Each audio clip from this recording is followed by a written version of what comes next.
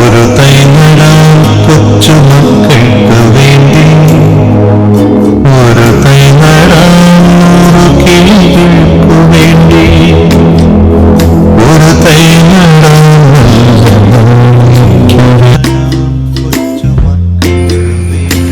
ഇന്ന് ലോക പരിസ്ഥിതി ദിനം. ഈ ദിനത്തിൽ പരിസ്ഥിതി സംരക്ഷണത്തിന് നമുക്കൊന്നായി കൈകോർക്കാം.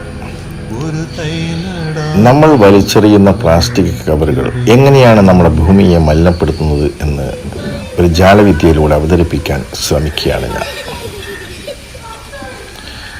നോക്കൂ, നമ്മുടെ പച്ചപ്പ് നിറഞ്ഞ ഭൂമിയിലേക്ക് പ്ലാസ്റ്റിക് കവറുകൾ നിക്ഷേപിക്കുമ്പോൾ നമ്മൾ വിചാരിക്കുന്നത് അത് അവിടെ വെച്ച് നശിച്ചു പോകുന്നുവെന്നാണ്. അഥവാ നമ്മൾ വലിച്ചെറിയുന്ന പ്ലാസ്റ്റിക് കവറുകൾ ഭൂമിയിലേക്ക് മൂടപ്പെടുന്നു എന്നുള്ളത് നമ്മൾ മനസ്സിലാക്കുന്നു.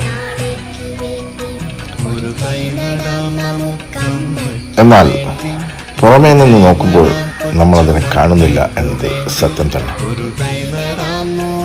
പ്രിയപ്പെട്ടവരെ, പ്ലാസ്റ്റിക് കവറുകൾ വലിച്ചെറിയുന്നത് ഒരുപക്ഷെ നമ്മൾ മണ്ണിൽ മൂടപ്പെട്ടു എന്ന് നമ്മൾ വിചാരിക്കുന്നുണ്ടെങ്കിലും വർഷങ്ങൾക്ക് കടന്നു പോയാലും എന്നെങ്കിലും ആ പ്രദേശത്ത് കുഴിയെടുക്കുമ്പോൾ ശ്രദ്ധിക്കുക, ആ കവറുകൾ നശിക്കാതെ കിടക്കുന്നതായി കാണാൻ നമുക്ക് സാധിക്കുന്നു.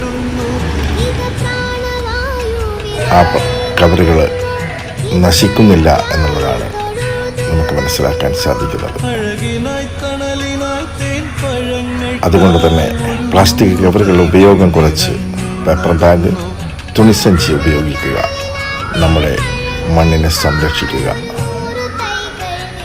പ്രിയപ്പെട്ടവരെ, ഒരു തൈ നടാം കൊച്ചുമക്കൾക്ക് വേണ്ടി, ഒരു തൈ നടാം 100 കിളികൾക്കു വേണ്ടി, ഒരു തൈ നടാം നല്ല നാളേക്കു വേണ്ടി.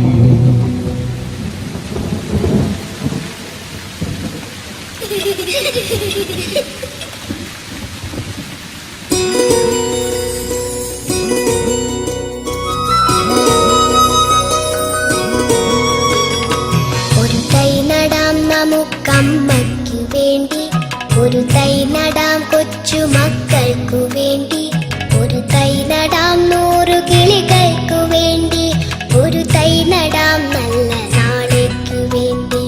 ഒരു തൈ നടാം നമുക്കമ്മയ്ക്കു വേണ്ടി, ഒരു തൈ നടാം കൊച്ചുമക്കൾക്കു വേണ്ടി, ഒരു തൈ നടാം 100